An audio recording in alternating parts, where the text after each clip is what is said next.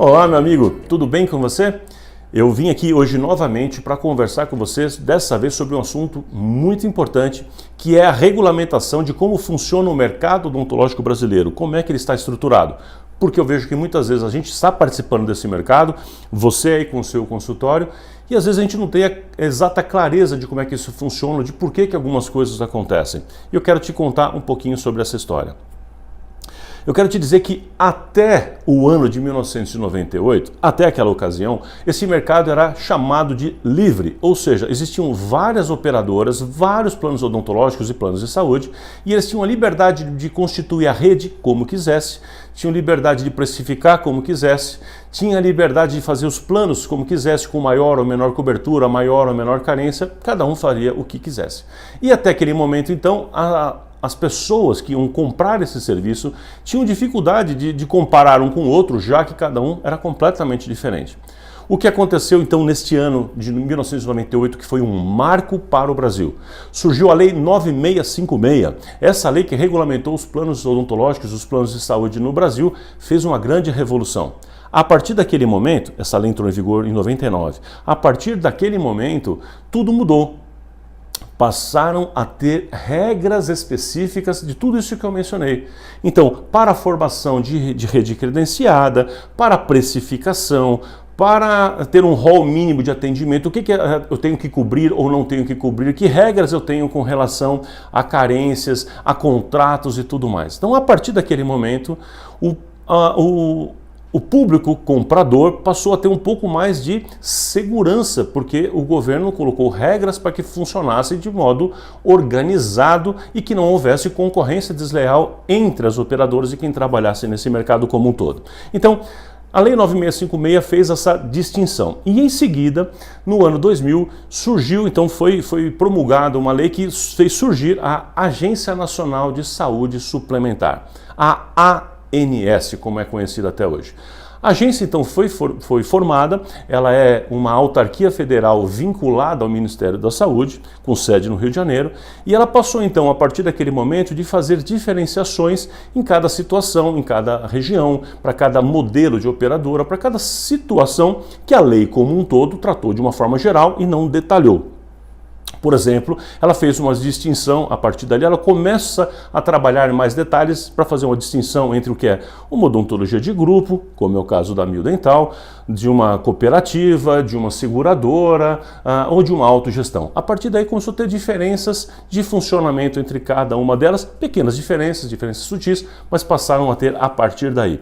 Ou seja, com o mercado regulado, as coisas precisam funcionar não necessariamente como a operadora, como aquela empresa quer, mas como as regras daquele mercado impõem, ok? Vou te contar um pouquinho mais sobre isso. Bom, entre essas regras que foram constituídas e que foram criadas a partir de então, existem alguns princípios fundamentais. Por exemplo, as regras que foram constituídas a partir da Lei 9656 e depois com as regras complementares da ANS, estipulam a relação entre a operadora e a rede credenciada. Como deve ser isso? Que tipo de contrato deve ter?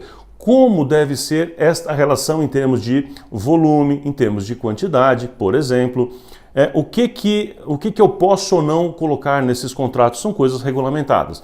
Outra coisa, por exemplo, é com relação à cobertura. Só estou mencionando os principais pontos aqui. Toda operadora precisa ter um plano de referência com rol mínimo. Eu não tenho a possibilidade como operadora de fazer um plano só com 4, 5, 6 procedimentos. Esse eu cubro, esse não. O posterior eu não cubro, o anterior eu cubro. Se for na arcada superior eu vou cobrir, se for na inferior, não pode mais isso. Porque quem determina qual o rol de procedimentos cobertos é a ANS, ok? Então significa que toda vez que eu estou determinando isso enquanto operadora, eu estou seguindo regras que foram estipuladas pela Agência Nacional de Saúde Suplementar e pela Lei 9656. Existe neste acordo, então, uma corresponsabilidade a partir de então do paciente com o profissional e a operadora. Esse contexto agora é composto de uma outra forma, ou seja, todo mundo faz parte da geração de saúde daquela pessoa. O próprio paciente tem a sua responsabilidade, o cirurgião dentista a sua responsabilidade e a operadora também. Todo mundo compondo um conjunto de situações que favoreçam a realização da saúde daquela pessoa dentro dos limites do que foi possibilitado pela Lei 9656. E por que essas regras são tão importantes e por que eu estou contando isso para você? Porque uma vez que estamos em um mercado regulado, ou seja, onde as operadoras não podem fazer o que querem, mas sim estão dentro de um contexto sendo fiscalizado e acompanhado de perto por uma agência, a gente precisa entender que essas regras precisam ser absolutamente seguidas. Porque se não seguir, as operadoras são multadas. Elas são fiscalizadas, então, pelos fiscais da Agência Nacional de Saúde Suplementar, pela ANS, e se essas regras não estiverem sendo cumpridas, a operadora pode ser autuada. Dentro disso, a gente vai dizer que, por exemplo, a cobertura, se a operadora resolver fazer um plano que não atende a cobertura, ou se a operadora resolver colocar carências onde não pode, ou se a operadora resolver não dar uma cobertura de uma hora para outra para alguma coisa, ou fizer alguma mudança nesse sentido. Enfim, são várias as regras que, se a operadora não seguir, ela poderá sofrer algum tipo de sanção. Então, é fundamental que a gente entenda esse contexto e saber que existe como se fosse um grande pacto coletivo nacional, onde a parte do paciente é importante, ele precisa contribuir com a sua responsabilidade na sua saúde e na utilização correta do sistema.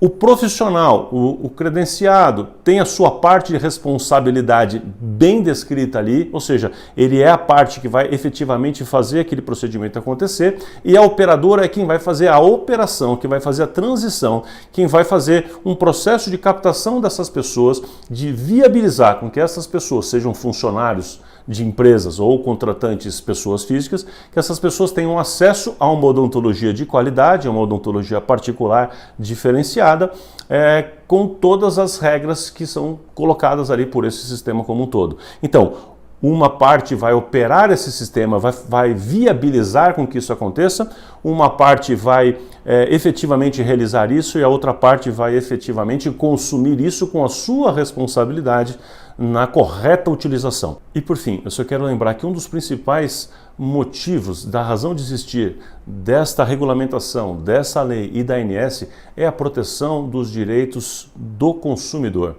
Então, todas as regras da ANS têm um viés prioritário, que é sempre proteger o elo mais fraco, que é exatamente o consumidor. Aquela pessoa que não tem a obrigação de entender da odontologia, no nosso caso, ela não sabe exatamente como fazer o seu critério, o seu princípio de escolha, e ela tem nos intermediadores e no prestador de serviço as pessoas de confiança para que aquilo possa acontecer da melhor forma possível. E para muita gente que não é viável conseguir acesso a isso, ela tem através de um sistema como esse. E é exatamente isso que a lei e a ANS pretendem regulamentar e pretendem garantir para que todo mundo tenha esse tipo de acesso, ok? Então, é bom a gente sempre ficar entendendo claramente todas as regras para poder estar 100% garantido com essa grande engrenagem que precisa funcionar muito bem.